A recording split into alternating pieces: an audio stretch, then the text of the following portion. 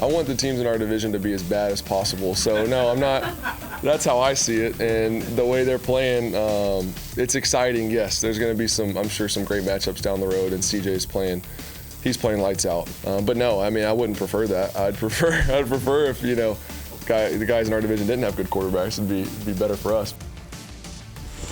Hey, Tom Brady made a career out of that in New England, right?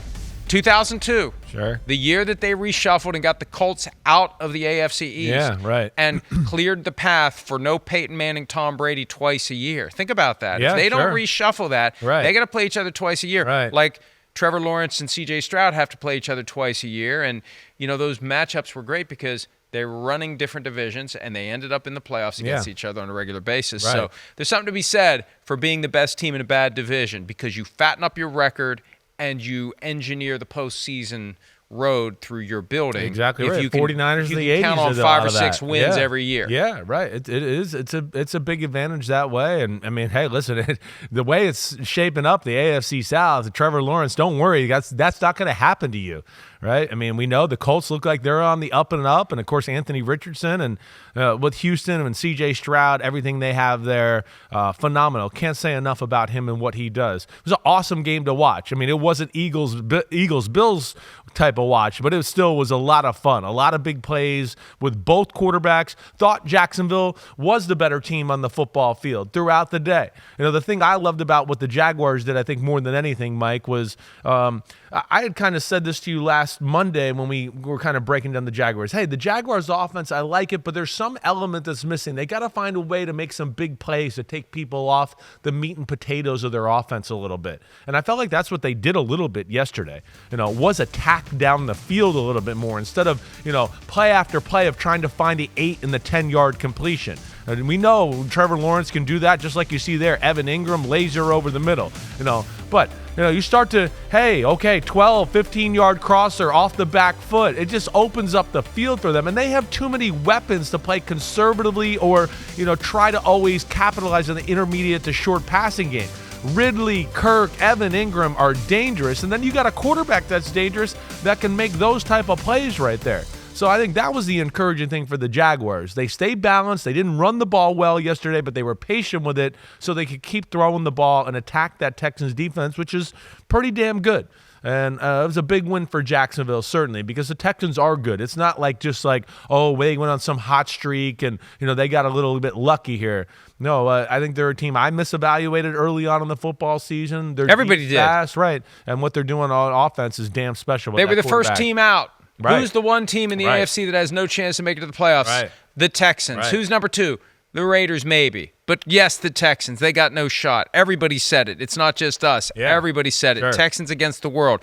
Look, here's where I think the Jaguars had 2 advantages. Yeah. One, right. And when I spoke to Josh Allen, the other Josh Allen, we talked last segment about Josh Allen, the quarterback, Josh Allen, the pass rusher with the Jaguars, he said, because I asked him how much did week 3, 37-17 loss at home to the Texans, have to factor in to what happened yesterday. He said, they embarrassed us. Yeah. Every phase, offense, defense, special teams, they embarrassed us in our own house, so it was time to turn the tables on them. And we know things like that can motivate a team. And Chris, he didn't mention this, and I wish I would have asked him, how much did that 49ers loss wake you guys up as to what you need to be? Because look at what they've done since then. Yeah. Completely destroyed the Titans, and they go into Houston and beat a team that beat them by 20.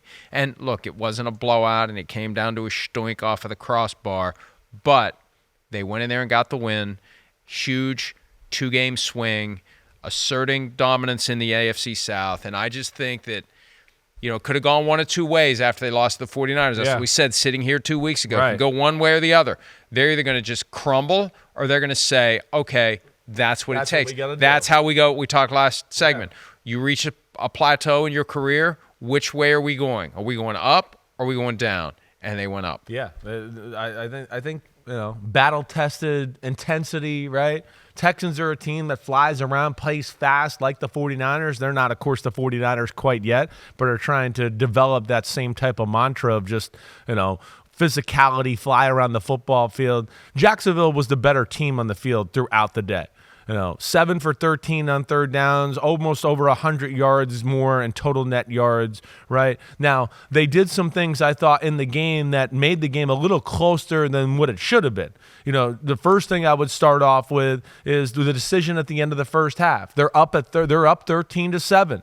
Right? They're on the 1 yard line after a phenomenal throw by Trevor Lawrence to Christian Kirk, and he gets them down to the 1 inch line the 1 yard line with almost 1 second. Almost scored and could have had a North Korea situation. It was close. You get close. Anytime you get to the corner like that and the hand goes out, you never know when you're going to be in North Korea. I know. You're right. So, But I'm always a believer, and I'm not second guessing. You know me. At the time, I was literally going, kick the field goal, go up 16-7. You get the ball to start the second half, and I'm a believer in just continue to keep the momentum and the pressure on other teams. That's where I feel like analytics sometimes screw people over. So that happens. It's 13-7. Now they go into the half with a little bit of a stale taste in their mouth, and then Trevor Lawrence throws an interception on a bad holding pass interference that's not called on Jalen Petrie and Evan Ingram. Everybody, announcers included, were like, whoa, they missed one there.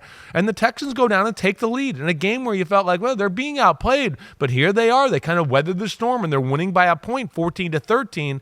And to your point, that's when Jacksonville showed me something. Kind of answered the bell the very next drive and go right down the field, score a touchdown, and never really look back as far as control of the football game from that moment. And I think a little bit from, like you talking about, the grittiness, that 49ers game. Hey, it's not going to always be easy. We got to keep the pedal to the metal here. They showed that yesterday, and I thought they were clearly the better team on the field. The Jaguars are now 8-3, and they have a 2-game lead in the division with 6 left. Yep. And Josh Allen was great yesterday. 2.5 sacks. He said incredible year. Contract year, right? Yeah, he battled with Laramie Tunsil. Yep. And he said, I told him, I want it to be one-on-one. No help for you, no help for me. Let's do it one-on-one. And, yeah, he got 2.5 sacks. He said, he won a lot of the battles, but I won the ones that counted the most. He had a 1.5 sacks on the last drive. He said he was trying to do inside moves because that would disrupt Stroud's rhythm of look down the field, nothing there, taking off. Yeah. If you come to the inside, you make it harder. You seal it off that way instead of going around, because what happens? You see pass rushers all the time go around. It creates an opportunity to kind of step up and zip away. Exactly. You come up the middle and you kind of freeze them. Like, what am I going to do? We see that look with quarterbacks, that demeanor all the time, where all of a sudden the guy's right in his face coming straight at him. What do you do? Yeah, you can't do anything. No, you're in a spot of, oh no, is somebody open? Can I sit on my back foot and throw the ball, kind of fading away, right? Or am I athletic enough to spin out of it and then make some crazy move? But you might in that lose 15 yards in a sack. So hey, that's going to be one of the things we look at here down the stretch. Because we know Jacksonville, you heard that, hey, the offense, Jacksonville has everything to match up with any team in football. I truly believe that. And the offense, we talked about that. They got weapons galore, right? There's some positives there. The defensive side, the pass rush is the only thing you look at their football team and go, ooh, I wish they had more in that department. They seem a little bit more talented up front than the results they're getting in the pass rush game. And that, to me, was the other part of the game that was really interesting yesterday. The Jags, by all due accounts, everything I saw, and this is why C.J. Stroud is next level amazing for a rookie quarterback. I mean, next level. Really is. The Jags, every angle I saw, every replay I saw, and the way C.J. Stroud played the game is people weren't open. It looked like for the most part of the day, the Jags played coverage and they said, let's just let our front four go and we'll try to stop passes down the field. But Stroud, like a wily veteran, is just patient in the pocket. He slides here. He slides there. Oh, I got to get out of dodge. Okay, I'll get out of dodge. I mean, he's got a sense about him that really reminds me of Joe Burrow and his pocket feel and his slipperiness. I know that's not a word, and I'm adding the ness to that there. No, that is slipperiness. I think slipperiness works. But accidental scholar. This was plays he made all day. There was very few plays where it was just on rhythm, 1, 2, 3, 4, 5, throw the ball. It was a lot of, whoa, nobody's nobody's open. Let me sit there. Let me manipulate. Let me buy a little bit more time. Look, again, attacks the line of scrimmage, finds somebody. The dude is absolutely a phenomenal football player. He is definitely one of the best quarterbacks in the sport, and he played awesome yesterday. He did. It just was a little too much on him, and Jacksonville played really well, and they just came up a little short. Slipperiness, noun, the quality or state of Okay, being slippery. that's good. There you go. I got some slipperiness in my accidental scholarness. Yeah, that's true. And you slid right into that one. So, I mean, where do you look at? It's got to be hard for the Texans to process the missed opportunity. It's got to be hard for their fans. It was loud. Yeah. It was loud. It was raucous. Haven't heard it like that in a while. It was the first kind of like official we're back game. Right.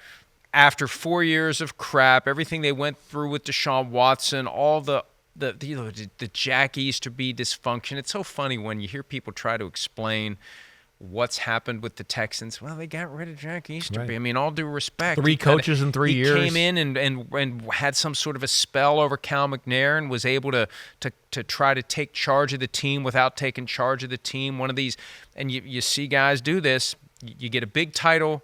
You don't have direct accountability for football operations, but you can take credit and you can work your magic or not.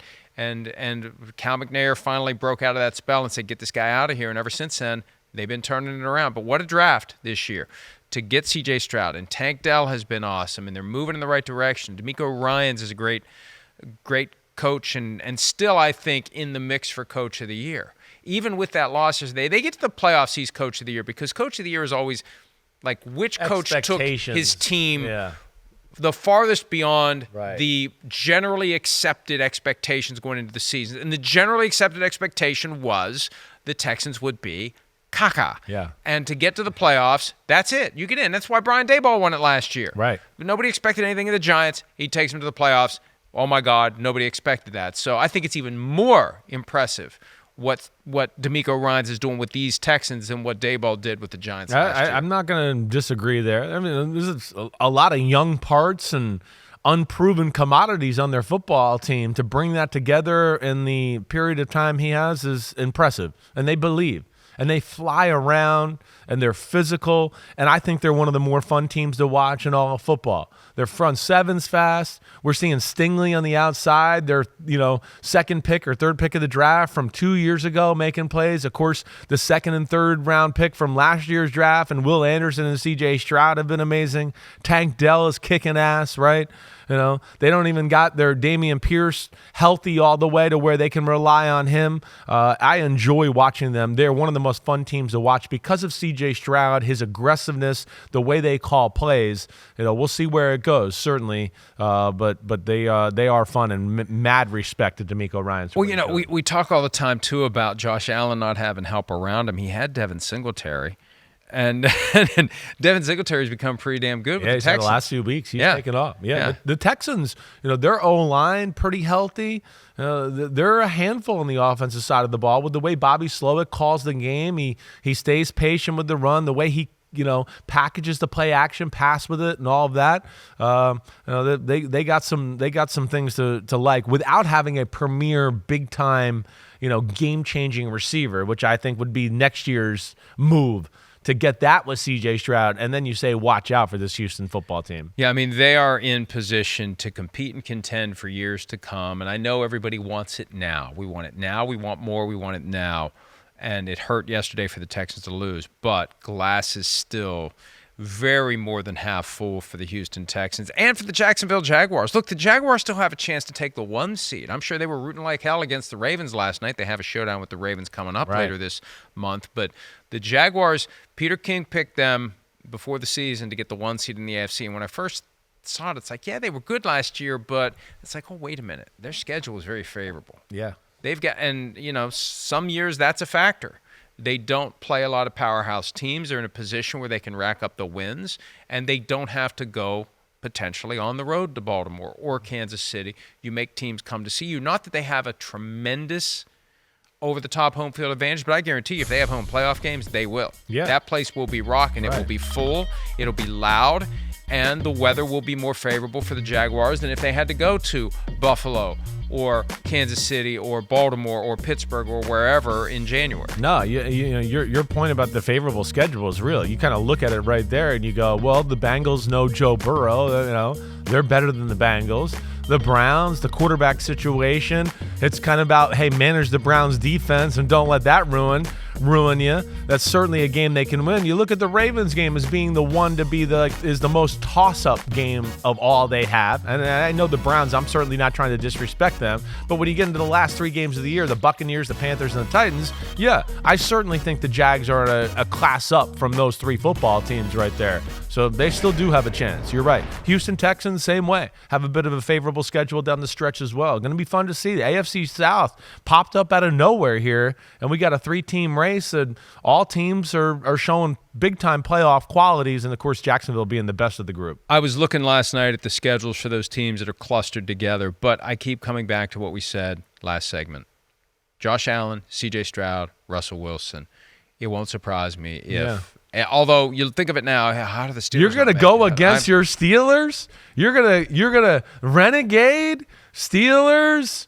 It's. I need to see more from Kenny Pickett. Playoff football. You're gonna go against your team? Oh no! What's going on? Damn. Although when I talked to Cam Hayward yesterday, I mean, he said we have the recipe if we get there, but we have to get there. Yeah. He sounded far more uncertain about getting there than he did about what they can do when they get there. Yeah, that's interesting. Because look at how they're running the ball. Yeah. And look at how they're playing defense. Yeah, sure. And they're not fighting with each other. Yeah. Which is big. That's a good thing. Hi, it's Mike Florio. Thanks for watching PFT on YouTube. Hit subscribe for the latest news and analysis from Pro Football Talk.